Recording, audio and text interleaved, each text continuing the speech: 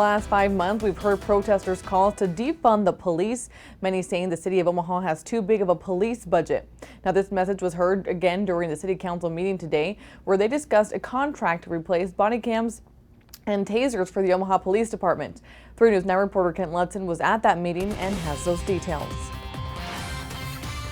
I oppose the ordinance to approve the purchase of new body cameras and tasers. The Omaha City Council heard from those who approve and disapprove of a 5-year contract priced at $5.5 million to update body cams and tasers for the Omaha Police Department. I think that anything we can do as a community to support and encourage mental health and people actually getting the care that they need instead of surveillance, control, and punishment, I really think would be interesting. Sarah Johnson, an Omaha resident, says recent calls for the city to invest in mental health are ignored, adding the contract would store Omaha's police body cam footage in a company based in Arizona. Deputy Chief Michelle Bang says storing body cam footage is expensive and that the company Evidence.com catalogs all the film safely. Body-worn cameras, 3.4 million of that, and unfortunately a lot of that is the storage, and there's terabytes currently of body-worn camera footage there. Bang adds the current OPD equipment is outdated, with current contracts coming to an end.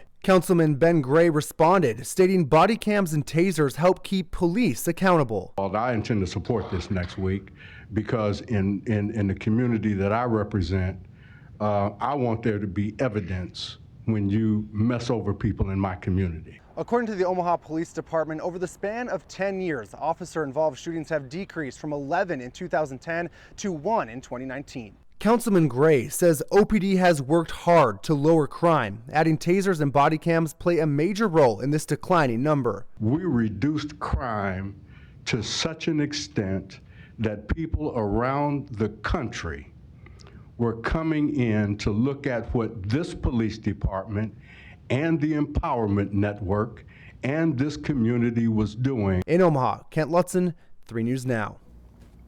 Deputy Chief Bang says the current tasers are about 70% accurate, whereas the new ones will be around 90% accurate. She says this will also lead to less injuries by tasers.